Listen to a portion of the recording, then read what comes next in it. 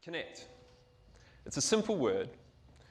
We all know what it means, but I don't think I really understood the power of this simple word until one day last year when I was on a boat in the North Sea off the coast of Holland.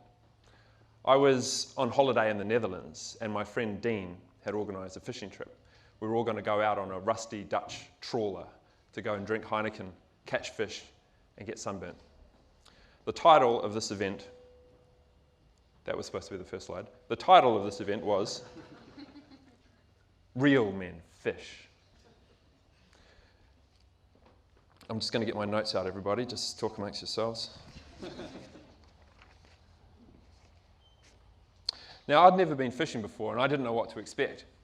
My friend Dean gave me a pile of his old clothes, assuring me that by the end of the day, they would be covered in blood and guts. He didn't say whose. We were up before the dawn. I put on my outfit, and I looked like a 90s scarecrow on its way to a rave. We cycled to the meeting point, met up with 6 other 90s scarecrows, and then hopped in a minivan bound for the docks. And I don't mind telling you, I was nervous. I mean, I don't really consider myself a killer. I am fine force-quitting apps, but force-quitting poor, innocent little fish, I didn't know how I was going to cope. When we got to the docks, I felt like I had arrived from another planet. Fishermen are supposed to look like Hemingway. I looked like Gareth.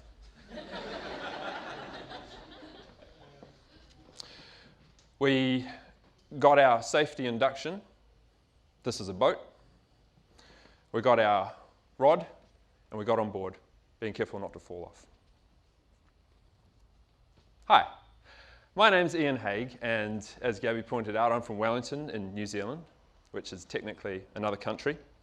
And I'm a computer nerd. But I'm not just a computer nerd. I like to write, I like to take photos, I like to talk to ladies. I felt that the theme of Connect had particular resonance for me because my profession exists at the intersection of 2 worlds. So my company, Ketchup, we do animation, editing, and filming for usually the design industry. And there's a strong technical aspect, but there's a strong creative aspect as well. So what I'd like to talk about today is 3 things that I've learned with regards to Connect. Connecting worlds, how I plugged one thing into another thing. After that, connecting with people, not in a sexy sense, unfortunately, more emotional. And finally, the dark side of Connect, some of the pitfalls and traps for the unwary. The turn of the millennium was an exciting time to be a computer nerd interested in animation. There were a lot of new technologies gaining traction. You had Macromedia Director, which was for interactive dinosaur CD-ROMs. You had the World Wide Web, which was for all sorts of things. You had Shockwave Flash, which was for making skip intro screens. And you also had Adobe After Effects, which was for corporate safety videos. You could do other things with it too, but mostly corporate safety videos. Now, these last 2 were particularly interesting to me because they were not only amazing animation tools, but they had incredible user communities around them as well. You had people who were developing new extensions, plugins, and scripts for them and pushing them in new directions, in ways that people had never used them before. And there was one particularly clever guy who worked with Flash. His name was Robert Penner. And he came up with a series of Ising equations. Ising equations make something that travels from A to B in a straight line do it in a more interesting way. So rather than just getting there in a linear fashion, it accelerates, which we say it means eases in, or decelerates, eases out, or even more interesting types of motion, making things look like they're on an elastic band, for example, or like they're bouncing. Now, these were really exciting technologies. These were great equations. The problem was that they only existed in the world of Flash. and I wanted to use them in the world of After Effects. And I thought, how hard can it be to translate them from Flash into After Effects? Well, let me tell you, it took a lot of coffee and a lot of chin stroking, but I managed to do it. And this is just a little glimpse, ladies,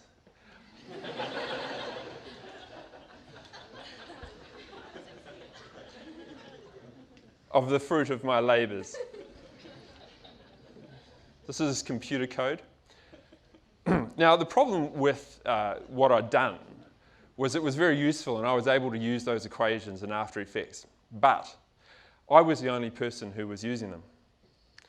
And my friend Ryan, smart guy, also a computer nerd, once told me, if you like it, then you should have put an interface on it. Along those lines. And I did like it. So that's what I did. I spent some time trying to put together an interface that was going to be easy to use so that anybody could access these equations in After Effects. So in that tiny little palette, you could access all of the equations that I'd managed to translate. It's small but very powerful. Basically the opposite of me. After coming up with the palette and everything, I needed to make an animation so that people understood what. And I'm going to show you that animation now. No, I'm not. Yes, I am.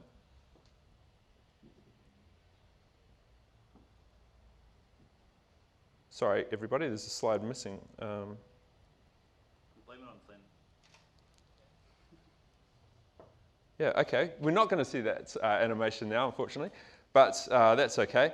The name was the next thing I needed, and the equations that I had, as I described, we said that they eased in and they eased out. And it just so happens that the British band Pulp had a song called Sorted for Ease and Whiz. Now, in this instance, ease and whiz, I'm not sure if nice people like you know, refer to drugs, ecstasy and speed. And I thought, would I really want my script to be associated with drugs? I thought, yes, of course. So, Ease and Whiz was born. I designed this logo myself. Graphic design historians will note the influence of Paul Rand, particularly with the flying duck. This might be the, okay, this is the demonstration now. It's totally my fault, not Flynn's. Sorry, Flynn. Here's the little demo.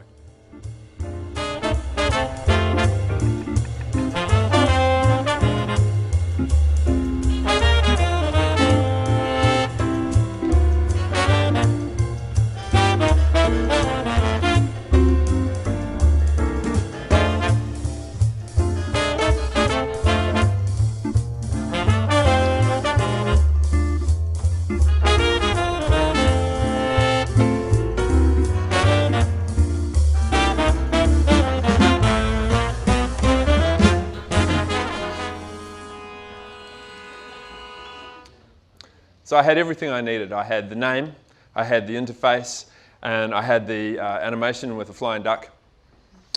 Now all I needed to do was answer one more question. There was just one thing that was still holding me back, and that was, surely this has been done before. It seemed like it's such an obvious idea to take these equations from Flash and use them in After Effects. I thought people would be clamoring for that. I was convinced that there must have been some smart teenager in Estonia who had banged them out in half an hour, and that everybody was using them, and it was like if I released my Ease and Whiz script, that it would be essentially like turning up to a party a week late. But I Googled, I couldn't find any evidence, so I took a deep breath, crossed my fingers, and uploaded it to a user forum. And the response was terrific. People were delighted. People were saying thank you. It was selected to be on a brand new site, aescripts.com. And since I uploaded it a few years ago now, it's been downloaded more than 8 billion times. I'm rounding up. Some of those were me testing it. So what did I learn from this experience? First of all, it should have been done doesn't mean it has been done. I almost didn't do anything about it at all because I thought that someone else is going to upload this any day now. I thought that it was such an obvious idea that it was imminent, basically. Making things for the general public is harder than you think. I had to write documentation, I had to make sure that it was bulletproof, that everybody could install it on different platforms and so on. I had to field support requests and so on. But most importantly, I had to come up with a name that had a pun in it. And finally, it is possible to get an oblique reference to ecstasy and speed on Adobe's website. We were at sea. I had my fishing rod. I had my voucher that entitled me to 2 Heinekens and a soggy toasted sandwich. The ship's horn let off one blast, which meant it was time to stop and it was time to go fishing. I cast my rod, I let the lead weight pull the hooks of doom down toward the ocean floor, and almost immediately, a bite. I pulled it up, I reeled it in, and there on the end of my line was a real live fish, a mackerel, flipping around in the sunshine, eyes wide with terror, glistening. I knew what I had to do. But I couldn't help but think this fish was probably on its way home to its family. Probably had a mortgage. Did it have life insurance? I don't know. Probably had one more episode of Breaking Bad on the DVR. I tried to gently extract the hook from the fish's face, but I quickly discovered hooks are designed to go in. They're not designed to come out.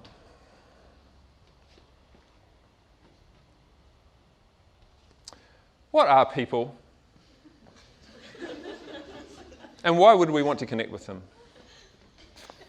First up, let's talk about empathy. Empathy is the ability to understand and share the feelings of another. And I'd argue that that's not just desirable in creative pursuit. It's almost necessary because you need to understand what your audience is thinking and feeling, because we're not just designing for ourselves after all. If an environmental designer needs to make sure a wayfinding system is intuitive, a novelist needs to make sure that the plot isn't too complex for his or her readers to follow. An architect needs to make sure that the fridge is close to the couch.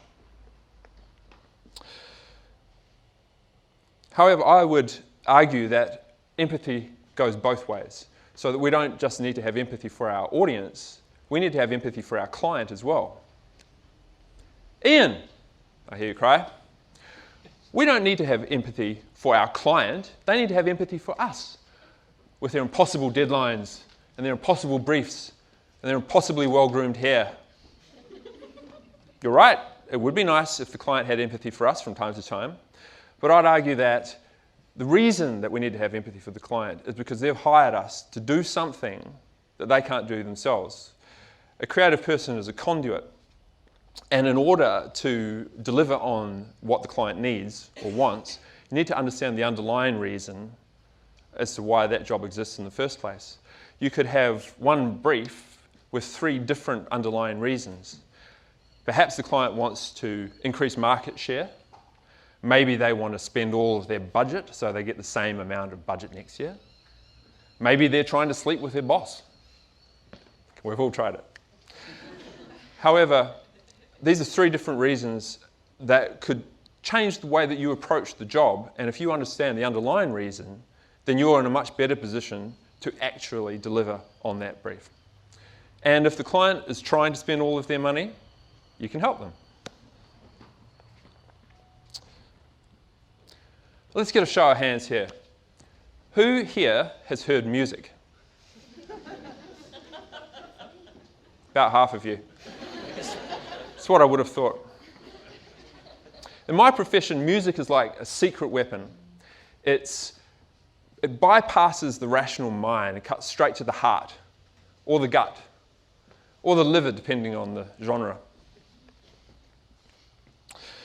Once I had a track by the temper trap that I was able to use on a job, and it was a Sweet Disposition, which I would like to play for you, but I'm not going to because I don't want to get sued by the temper trap. They're really litigious. And such was the beautiful nature of the song that the vision didn't really matter. The client actually cried, which is absolute gold in my book. If the client cries, then you know that you've hit the jackpot. The vision was almost incidental. It could have been an animated looping GIF of a monkey riding a tricycle, and the outcome would have been probably the same. The flip side is that occasionally you're going to get a client who wants you to use the Black Eyed Peas. Those are not good jobs.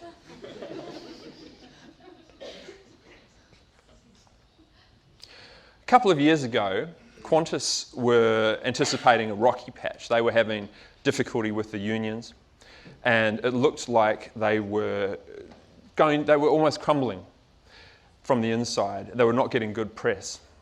However, their employees were still really proud to work for the national carrier, and they wanted to get that message out. Now, Qantas knew that it wasn't going to be authentic, or people were going to see right through it if they hired actors and they had perfectly scripted lines on perfectly scripted sets. They needed to use real people in real environments with a really small agency. So that's exactly what we did. We went out and filmed real employees in their environment, completely unscripted, all natural light, and let them say what was on their minds. If they said anything that was too undesirable, then we could just... Now, I'd just like to play you a little snippet of the bottom right guy, Yanni, just 1 minute section from his movie, which was the first one that we did, Engineering.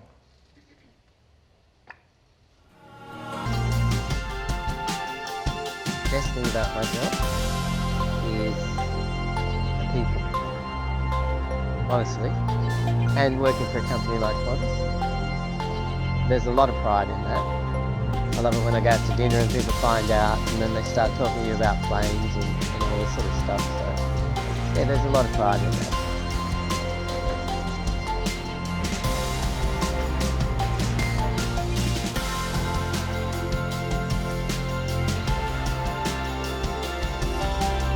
I'm Yanni, I'm an aircraft maintenance engineer at Qantas.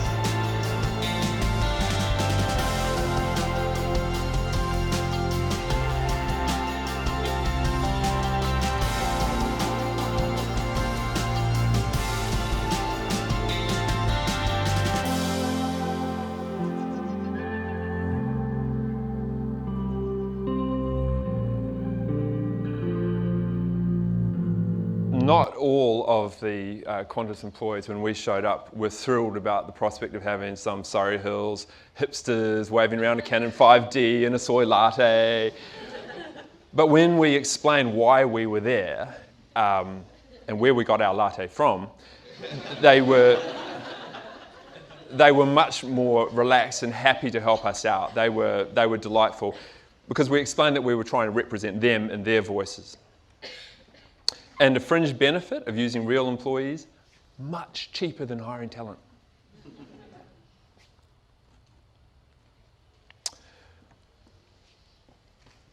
Connect. The word has a lot of positive connotations.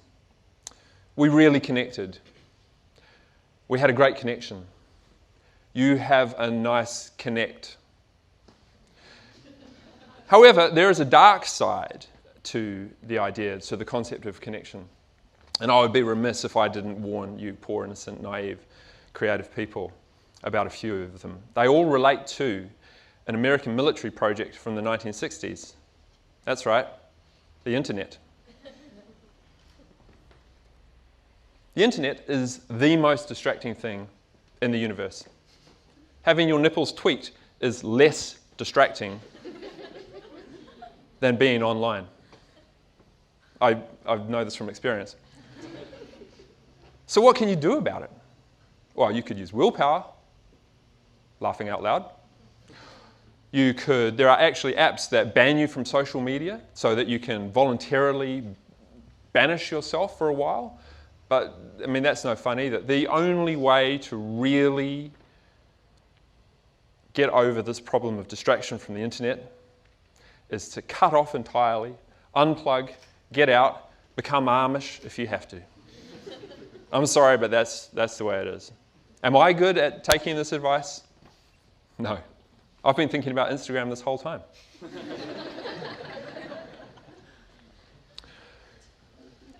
Copying people used to be easier and more difficult.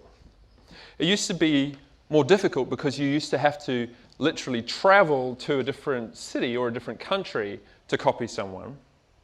Or if you were going to copy them in your local community, you had to kill them afterwards. But it was easier in a way because it was harder to detect. People didn't have Google in the olden days. The closest thing that people had to Google was the village soothsayer going through sheep entrails to predict the future. The only advantage of sheep entrails is that it's very difficult to embed advertising in them. Not impossible. And nowadays, because of the internet, plagiarism is rife. It's everywhere. It's easy to copy everybody. It's easy to all get the same ideas, and we're all swimming in the same tepid bowl of warm soup. So what can you do about it? You need to take risks, be bold, go and get inspiration from somewhere else. Routine kills creativity. Go to the library, do a course in open heart surgery. Now, am I good at taking this advice? No. I downloaded this whole talk from the internet.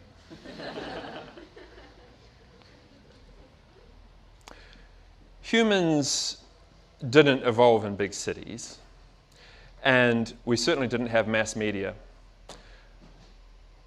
You could go through your whole life and only see 200 or 300 people, literally, in your whole life. And the most beautiful person that you saw out of that 200 or 300 people was the most beautiful person you would see in your entire life. And you were probably related to them. Nowadays, thanks to mass media, thanks to the web, magazines, television, movies, we get bombarded with images of beautiful people all the time. And not just a little bit beautiful people, but the most beautiful people in the world. When you're walking down the high street, there's a picture of Miranda Kerr, and there's a picture of Ryan Gosling, and in between, your own sad little asymmetric face staring out from in between. Well, that's not fair. Mass media has risen the bar up through the stratosphere.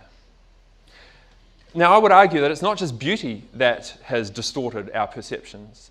It's not just our perceptions of beauty that have been distorted, is how an English speaker would say it.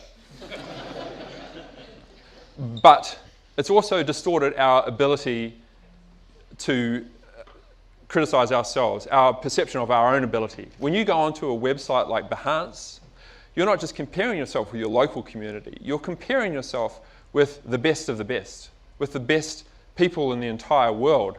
And that can be a profoundly depressing experience. I'm not saying it's inherently bad to compare yourself to the best of the best, or that you shouldn't do it, but I am saying it's important to keep it in perspective. You're one person comparing yourself to a planet of 6 billion people, or probably 7 billion people since this talk started. Am I good at taking this advice? No. I can go onto motionographer.com and then eat an entire jar of peanut butter.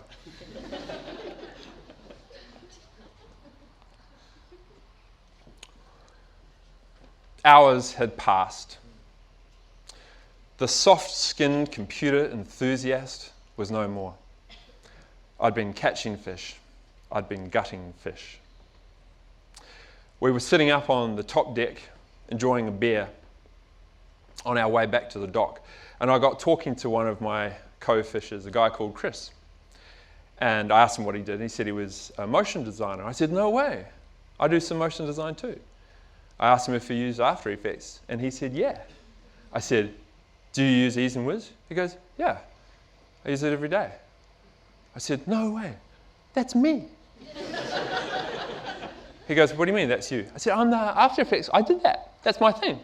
He goes, no. He was delighted. And he wanted to get a photo with me.